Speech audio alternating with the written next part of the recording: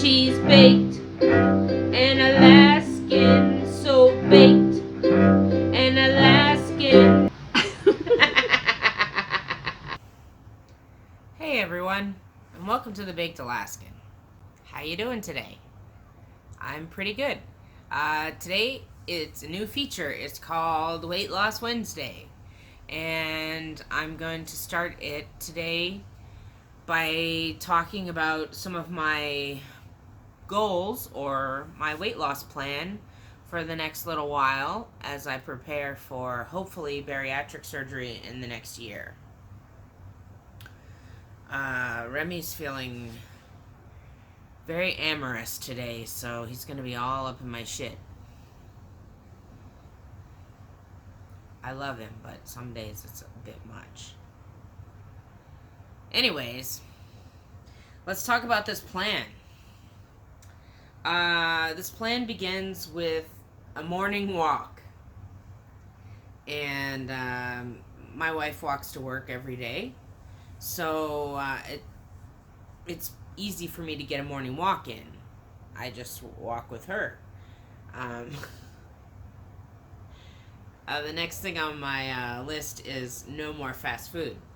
I haven't had fast food in 3 weeks or so. So that's pretty good. I average maybe once, twice a month. But not like I'm eating it every day, but it's a guilty pleasure for sure, so it's something that needs to go. And there's nothing really good for you at those joints, so it's not it's not worth. Man, did you hear my teeth clink together there? Seriously. So the next thing is I'm cutting back on soda. And by cutting back, I mean I haven't had any in like 3 weeks. And I am like a liter a day at least soda drinker. This is huge news. Of course, making matters worse, and I mean really, really, really worse, is the fact that my corner store has just put cherry Coke on tap in the fountain machine. And if any of you know me, like Remy, I love cherry Coke. Diet cherry Coke better, but cherry Coke is good. And on tap is pretty awesome because then you can get it cheap on the cheap. Anyways, fat kid talking about soda. Anyways, so let's go on. So then I'm cutting back on other sugary drinks and juices. Again, I haven't had a lot of money, so I haven't bought a lot of drinks lately. Probably my guiltiest pleasure would be a Gatorade or a Powerade or something like that when I go for a walk. And those have a lot of sugar in them. I do like apple juice a lot too, but I only drink pure apple juice. So that's not as bad for you as stuff from concentrate and yada yada yada. Trying to eat 3 square meals a day and 2 snacks is really hard. I have not, I will admit, accomplished this at all. And I've been trying for a month. I think I might have done it one day. And that was like 2 apples in different times. Or it was like apples and some walnuts or something at one time, and an apple and a piece of cheese at another time. And then like my 3 meals. But I don't get hungry. I'm either not hungry at all or starving my face off. And it doesn't come predictably. It's not like I get hungry for breakfast. I do sometimes, but not every day. I don't eat late at night, so that's not why. Sometimes I'll wake up in the morning, like at 3 in the morning, and be so hungry. It doesn't make any sense.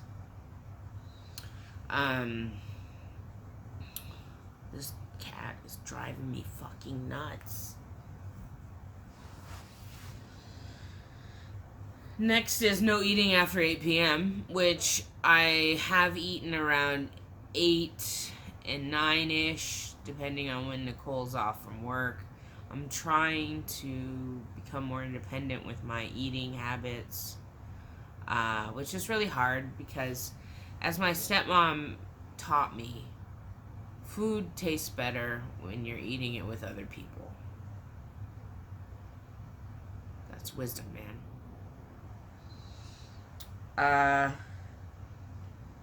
And then the next thing is get my kitchen in order, which I have started to do. Because it's really important that I get organized to prep my meals ahead of time, to have snacks prepped ahead of time, so I'm not going in there and cutting a piece of celery up every time I want celery sticks. They're just already cut up and in the fridge, waiting for me. Same thing with like hard-boiled eggs or carrot sticks. Things that when you have them, munchies, or you're just kind of like on the cusp of being hungry, it'll take the edge off without giving you a lot of calories. Or, they make really great snacks. So, there's that.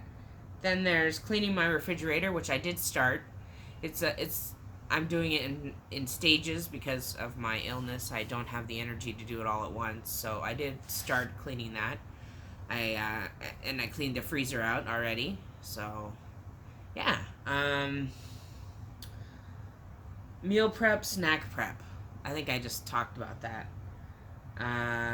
But yeah, I want to start prepping more stuff ahead of time, so it's not like I get lazy and I don't make dinner because I'm lazy, which doesn't happen often, but maybe I'll make grilled cheese sandwiches instead of like hamburgers or something, like something substantial. And then the next two things on my list are an afternoon and an evening walk. And those I think are important because it just keeps the blood flowing, it keeps the body moving, keeps the joints greased up, and my joints are super, super, super achy all the time.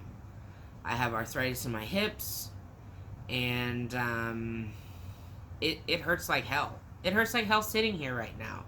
It hurts like hell in bed. It hurts like hell walking. But I tell you, once I walk a little bit, it hurts less. So that's all the motivation I need, really. And I know with the bariatric surgery, they put you on blood thinners for quite a while afterwards. And especially if you're not somebody that moves a lot. So I want to get in the habit of moving a lot because I don't want to be on blood thinners. And yeah, I was going to talk about the bariatric program a little bit, but I don't know that I have time. Maybe I'll save that for next week. Because it's already 8 minutes, and, I have short attention span, so I assume everybody else does. And I notice on my analytics that, like, people do drop out after, like, the first 5 minutes, so it's better if I make 2 videos, I think. Alright, everybody. I hope you found my list, useful today. I'm not by any way standing by it as a professional, other than a professional chef. And the only reason I stand behind it is because I have a nutritional background. So, but I'm not a dietitian, I'm not a nurse, I'm not a doctor. So this is just my common sense list of things that I'm going to do to prepare me for my next stage in life. And I hope that those of you that are going through the same kind of transition will find it useful. So if you did, drop me a note down below and I'll try to get back to you. Alright, everybody. Take care of yourselves out there. And be well.